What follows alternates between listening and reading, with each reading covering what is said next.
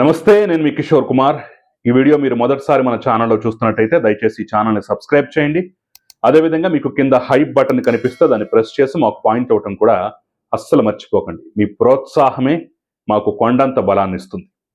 ఈ వీడియో నేను అనేక అంశాలు పరిశీలించి, చదివి, చూసి, విని, తెలుసుకుని చేసేటటువంటి ప్రయత్నం అయితే చేస్తున్నాను.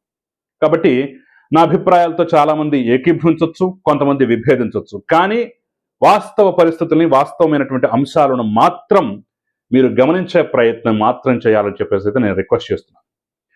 ఇందులో కొన్ని కఠినమైనటువంటి అంశాలు కూడా ఉంటాయి, చేదు నిజాలు కూడా ఉంటాయి. ఖచ్చితంగా భరించాలి, తప్పదు. సరే, విషయం ఏంటయ్యా అంటే, ఒక్క ప్రెస్ మీట్, ఒక్క కామెంట్ వైసీపీలో భూకంపం పుట్టించిందట. ఇంచుమించు జగన్మోహన్ రెడ్డి మీద తిరుగుబాటు బావుట అంతవరకు పరిస్థితి వెళ్ళిందట. ఇంటా బయట విమర్శలు ఎదుర్కొంటున్నటువంటి పరిస్థితి. ఇన్నేళ్ల ప్రస్థానంలో తను గీచిన గీత దాటినటువంటి వాళ్ళు కూడా ఈ రోజు ఆ గీత దాటి మరి జగన్మోహన్ రెడ్డిని ఖండించే ప్రయత్నం, విమర్శించే ప్రయత్నం అయితే చేస్తున్నారట. సో ఏంటి ఆ అంశం? దాని నుంచి మనం నేర్చుకోవాల్సినటువంటి లేదా కూటమి ప్రభుత్వం తెలుసుకోవాల్సినటువంటి విషయాలేంటి, పాఠాలేంటి అనేది నేను ఈ వీడియోలో క్లుప్తంగా క్లియర్గా చెప్పే ప్రయత్నం చేస్తాను. విషయం ఏంటయ్యా అంటే, జగన్మోహన్ రెడ్డి మొన్న అమరావతి మీద, అంటే తన ప్రెస్ మీట్ పూర్తయిపోయిన తర్వాత, ఆయన మాట్లాడాల్సినంత మాట్లాడిన తర్వాత, ఆ కథాకమమిష అయిపోయిన తర్వాత స్పెషల్గా నేషనల్ మీడియా ప్రతినిధులు మాత్రమే, ఒక సాక్షి ఉంటుంది, మిగతా వాళ్ళంతా నేషనల్ మీడియా అనుకుంటాను, వాళ్ళందరినీ పిలిపించుకుని వాళ్ళతో సపరేట్గా మాట్లాడు. ఏది రాజధానికి, ఏకైక రాజధాని అమరావతిగా నిర్ణయం చేస్తూ ఒక కొత్త చట్టాన్ని పార్లమెంట్ ఆమోదించబోతోంది అనేటటువంటి అంశం తెలియవస్తున్నటువంటి క్రమంలో చంద్రబాబు నాయుడు, అమిత్ షాను కూడా కలిసి ఆ మేరకు ఒప్పందం చేసుకోనో లేదంటే హామీ తీసుకుని వచ్చినటువంటి క్రమంలో దీన్ని ఎలాగైనా సరే నిర్వీర్యం చేయాలి, అనుమానపు ఇది రేకెత్తించాలనే ఉద్దేశంతో ఆయన స్పెషల్గా జాతీయ స్థాయిలో సందేశం వెళ్ళాలని చెప్పేసి అమరావతి మీద కొన్ని అవాకులు చవాకులు వేలారు. ఆల్రెడీ మీరు చూసే ఉంటారు, ఆ వీడియో మనకి బంపర్ మెజారిటీతో హిట్ అయింది. మన ఛానల్లో కూడా 1,00,000 వ్యూస్ దాటిపోయింది ఇప్పటికీ. సో మొదటి 1,00,000 అన్నమాట. అది కూడా మీ అందరూ సహకారంతో చేరుకున్నారు. సో అందుట్లో ఏముంది, రివర్ బేసిన్, లేదంటే తెలుగులో చెప్పాలంటే నదీ పరివాహకానికి, నదీ గర్భానికి, నదీ తీరానికి వీటికి తేడా లేకుండా నదిలో కట్టేస్తున్నారు, సుప్రీంకోర్టు జోక్యం చేసుకోవాలి, పర్మిషన్లు ఎలా వస్తాయి, అది ఇది అని చెప్పేసి రకరకాల అవాకులు చవాకులు పేలినటువంటి సందర్భంలో అక్కడి నుంచి ముసలం పుట్టింది, తిరుగుబాటు మొదలైందని చెప్పేసి అయితే కామెంట్ వస్తుంది. నేను ఉదాహరణలు కూడా చెప్తాను. ఫస్ట్ తిరుగుబాటు ఎక్కడయ్యా అంటే ఆయన సొంత పత్రిక సాక్షిలోనే. ఎస్, పుంఖానుపుంఖాలుగా పేజీల కొద్దీ ఆయన ఫోటోల్ని రకరకాల యాంగిల్స్ 9-10 సార్లు ప్రచురించినటువంటి సాక్షిలో నేషనల్ మీడియా ప్రతినిధులను పిలిపించుకొని అమరావతిని నదీ గర్భంలో నిర్మిస్తున్నారు, అక్కడ నిర్మించడానికి వీల్లేదు, సుప్రీంకోర్టు జోక్యం చేసుకోవాలి, అసలు అక్కడ నిర్మాణం చేస్తారు, అది ఇది అసలు రాజధాని అనే పదమే అందుట్లో లేదు రాజ్యాంగంలో, ముఖ్యమంత్రి ఎక్కడ కూర్చుంటే అదే రాజధాని చెప్పేసి రకరకాల అవాకులు చవాకులు వెళ్ళాడు కదా. ఇందుట్లో ఒక్క ముక్క రాయల. ఆశ్చర్యంగా లేదు? ఎస్, మొదటి తిరుగుబాటు అక్కడే. ఒక్క ముక్క ఎందుట్లో రాయల. ఎందుకంటే వాళ్ళకి తెలుసు, ప్రజలు దీన్ని హర్షించాలని తెలుసు. ఇలాంటివి మాట్లాడినందుకు, ఇలా చేసినందుకే 11 సీట్లకు పరిమితం చేశారని తెలుసు, మరొక్కసారి డ్యామేజ్ చేశారని సంగతి తెలుసు. కాబట్టి ఆ డ్యామేజ్ కంట్రోల్లో భాగంగా తమ పత్రిక చదివే వాళ్ళు, తమ అభిమానులైన అసలు సానుభూతి తెప్పించుకోవాలి, అసలు వాళ్ళ యొక్క దృష్టి అటు వెళ్ళకూడదని చెప్పేసి ఒక్క ముక్క కూడా సొంత పత్రికలో రాయలేదు. ఇది మొదటి తిరుగుబాటుగా అనుకోవచ్చు. ఇక ఆ తర్వాత నెక్స్ట్ రెండో, సజ్జల రామకృష్ణారెడ్డి 24 గంటలు గడవక ముందే వచ్చి మీడియాతో మాట్లాడేశారు. సహజంగా సజ్జల కట్టప్ప, కట్టు బానిస.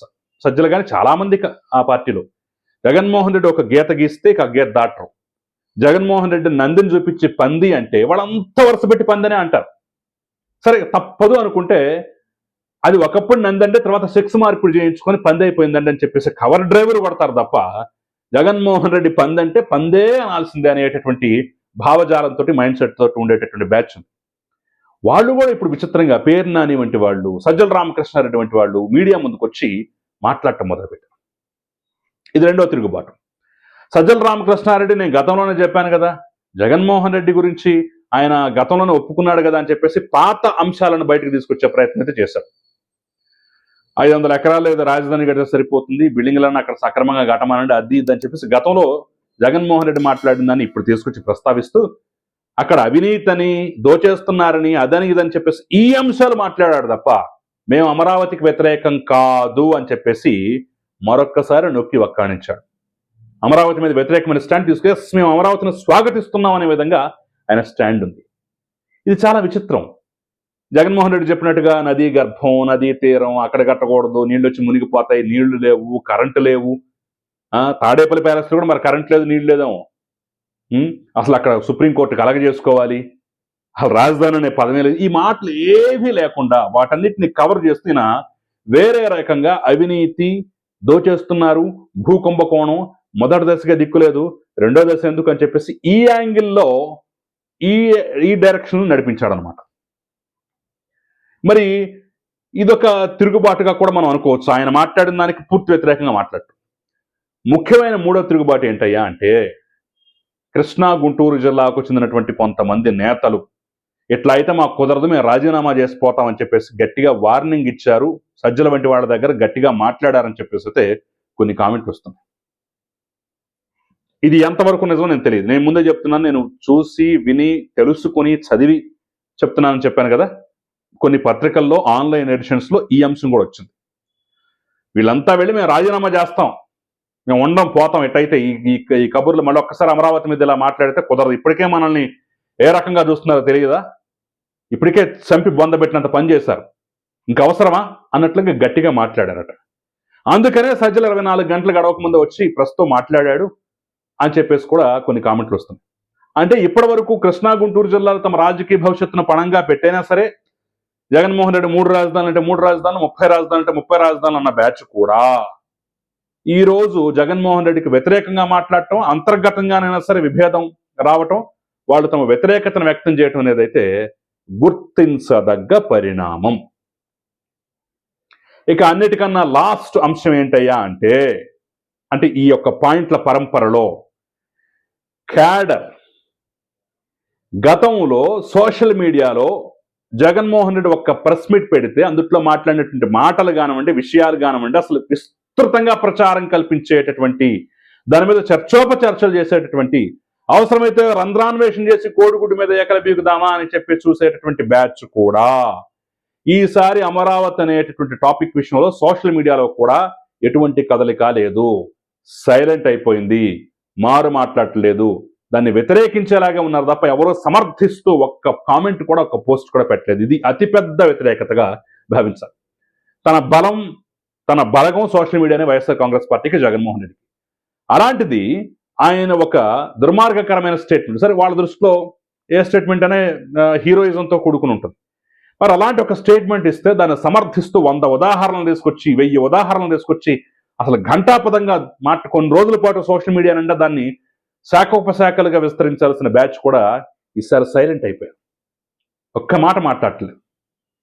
ఇది అతిపెద్ద తిరుగుబాటుగా, అతిపెద్ద భూకంపంగా చెప్పొచ్చు. ఆయన సొంత మీడియాలో ఆయన వార్తలకు ప్రాధాన్యత లేదు, ఆయన అనుచరుడైనటువంటి వాళ్ళు, ఆయన ఆత్మ లాంటి వాళ్ళు కూడా వచ్చి ఆయనకు వ్యతిరేకంగా ప్రెస్ మీట్ పెట్టారు. సరే, బహిరంగంగా వ్యతిరేకించకపోయినా దానికి విరుద్ధంగా ప్రెస్ మీట్ పెట్టారు. ఆయనకు సంబంధించినటువంటి నాయకులు, ఆ జిల్లాల నాయకులు కూడా గట్టిగా మాట్లాడారట, ఇలా అయితే రాజీనామా చేస్తా ఉన్నారట. ఆయనకు సంబంధించినటువంటి సోషల్ మీడియా ప్రతినిధులు కూడా ఈరోజు దాన్ని నెత్తికెత్తుకునేటటువంటి పరిస్థితి ఎక్కడా లేకుండా పోయింది.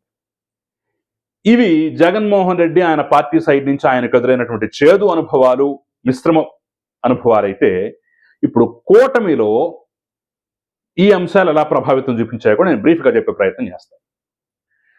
ఖచ్చితంగా అవునన్నా కాదన్నా కూటమి మీద కూడా ఈ అంశాలు ఖచ్చితంగా ప్రభావం చూపించాయి. జగన్మోహన్ రెడ్డి అమరావతి మెడ మీద, అమరావతి తల మీద, అమరావతి గొంతు మీద వేలాడుతున్న కత్తి. ఈ రోజు కాకపోయినా రేపైనా సరే ప్రమాదము.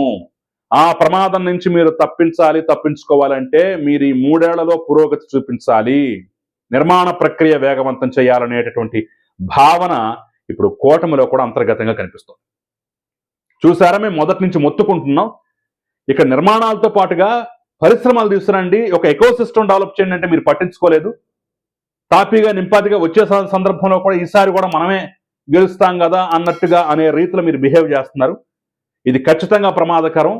ఈసారి కనుక అమరావతి విషయంలో తేడా జరిగిందంటే ఆ పాపం మీకు కూడా చుట్టుకుంటుంది, ప్రధాన బాధ్యులు మీరే అవుతారు, వేలెత్తి చూపించేది మిమ్మల్నే ప్రజలని చెప్పేసి కూడా కూటమిలో కూడా ఒక అంతర్గత కలవరం అయితే మొదలై పత్రికల్లో కూడా అదే వ్యాఖ్యానాలు అవే కథనాలు వచ్చాయి.